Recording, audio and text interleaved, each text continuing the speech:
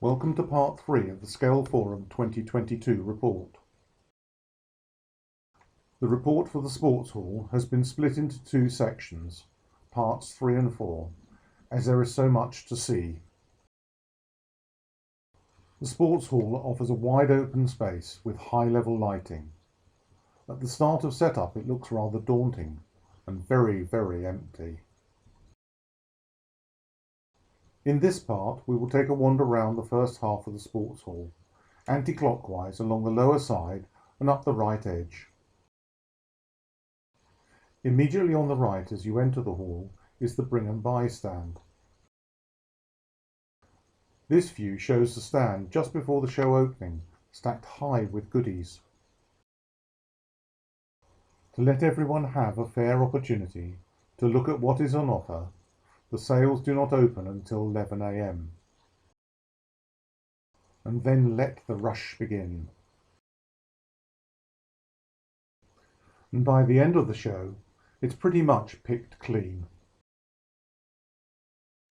Next door to the Bring and Buy stand was the Irish Railway Record Society. Chatting with the stand holders, it was interesting to hear about the records that were saved and the type of material that they managed to secure. From detailed locomotive drawings and permanent way drawings to beautiful hand-tinted structural drawings and maps. This group is well worth talking to about not just Irish railway matters, but also about the techniques and technologies they use to capture the images for their archive. Next in line is Ambis Engineering,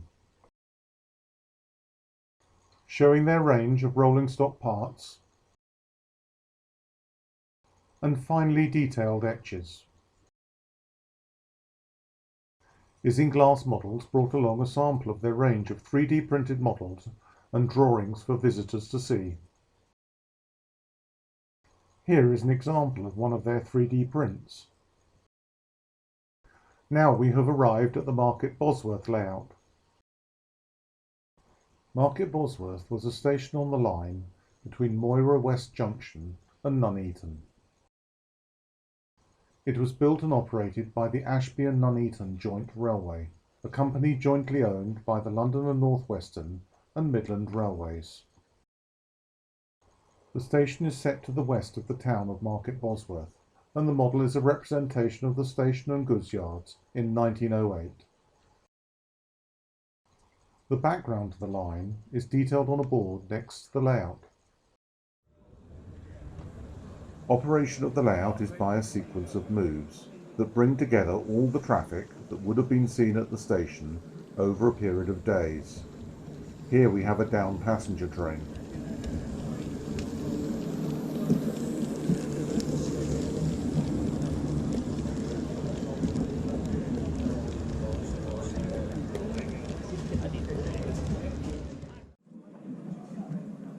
Next is an up coal working, with a string of private owner and company wagons.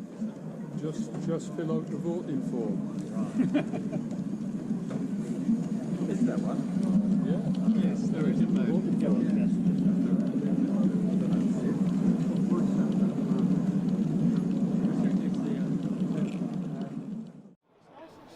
In the other direction, we see a pick-up goods passing through the station.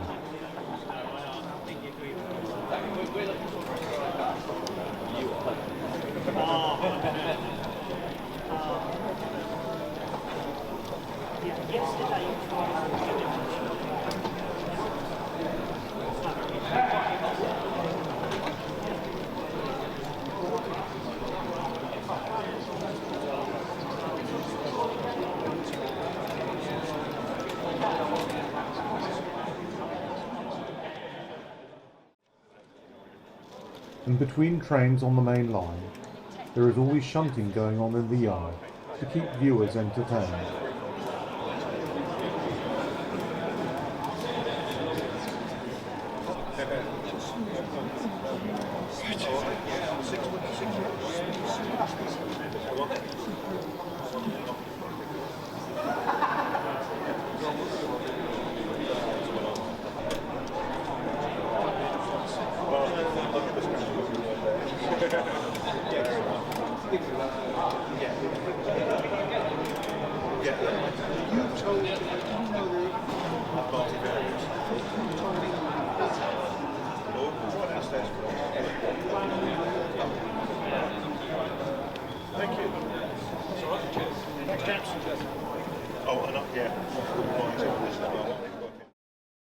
All the facilities at the station are represented on the layout, including the station building and the station master's house.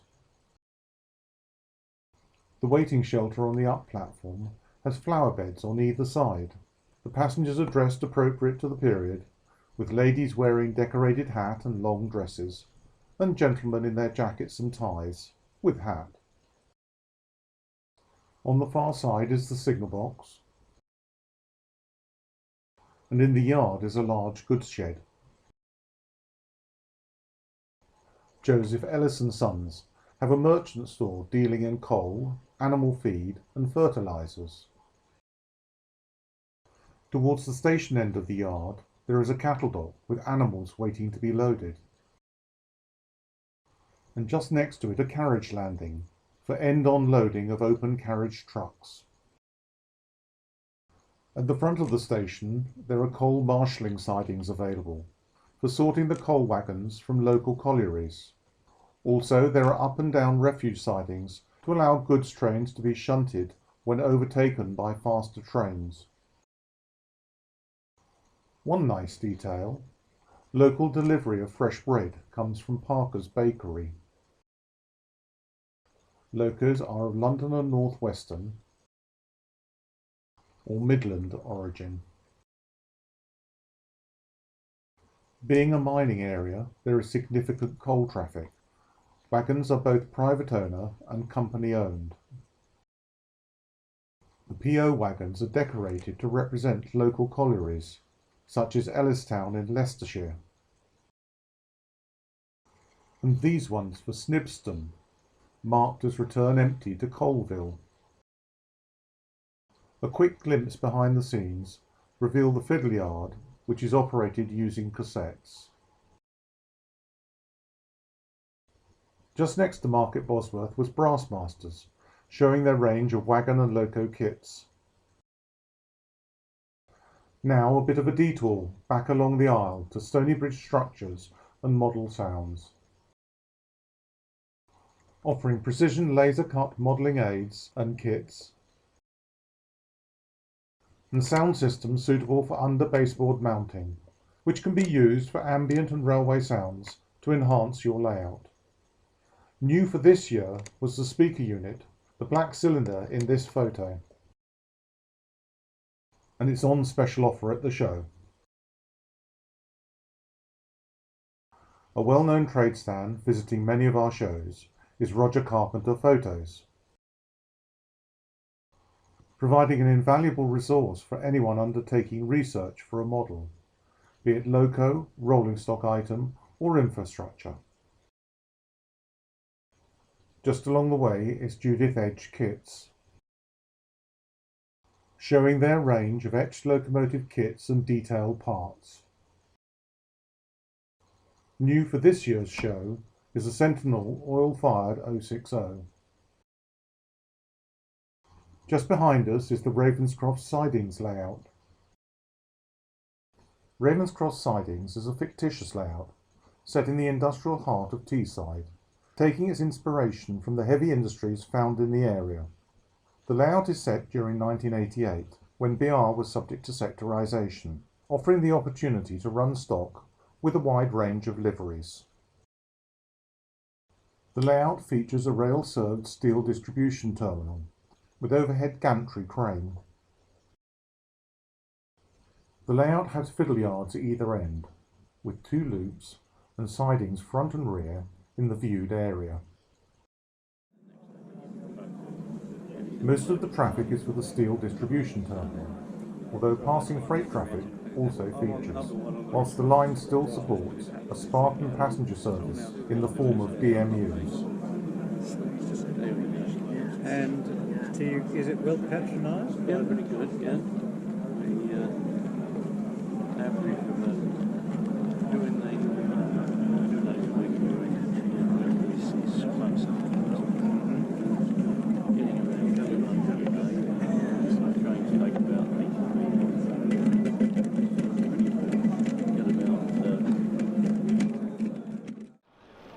Freshly repainted locos in new livery rub shoulders with others still variously carrying BR Blue, rail freight grey, and other assorted for 2 liveries. years. Someone said to me, how far would your arm have to be twisted to stand for chairman? And I said, a long way. And he did. Sounds like you were comprehensively con. I think so. Yeah, that's right. Yeah. The details on the layout reflect the era, generally a tidier railway, much of the neglected infrastructure of the 60s and 70s removed or sold. With an emphasis on improving safety by restricting access to the railway with good fencing, although vandalism was still a problem,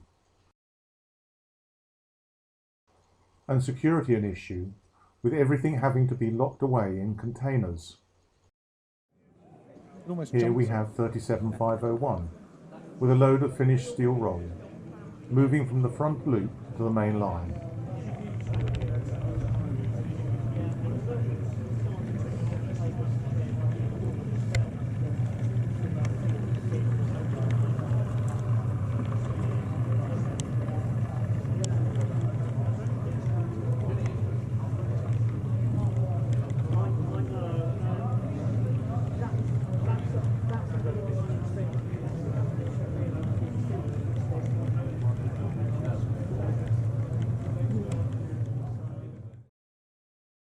In the left-hand fiddle yard, there is an assortment of trains, typical of the area and the era. On the left, a permanent way maintenance train with ballast and sleepers, then a line of hoppers, then a line of ballast wagons, and on the right, a load of scrap. And at the other end, assembling the next train. Coupling stock can be ever so fiddly. Over the aisle is the DMU stand, that's Diesel and Electric Modellers United, which is a society catering for all modellers of the railways on mainland Britain in the diesel and electric era in any scale. On show were some very detailed models of components and completed locos. One unusual one was this cutaway section through what appears to be early electric stock. Intentio brought along numerous samples of their laser-cut building kits. These kits are highly detailed with accurate brick patterning. They also make layout components, such as a fiddle yard cassette system and lever frames. Model railway developments were showing their range of castings, etchings and mouldings. And finally, in this part, 247 developments. Offering a range of models, kits and components, as well as their own extensive range of etched brass nameplates. One new item this year is a 3D print for a gas tank, which fits onto a wagon, available in various scales. That concludes part 3 of the Scaleforum report, covering the first half of the sports hall. In the next part, we will take a look around the remainder of this hall.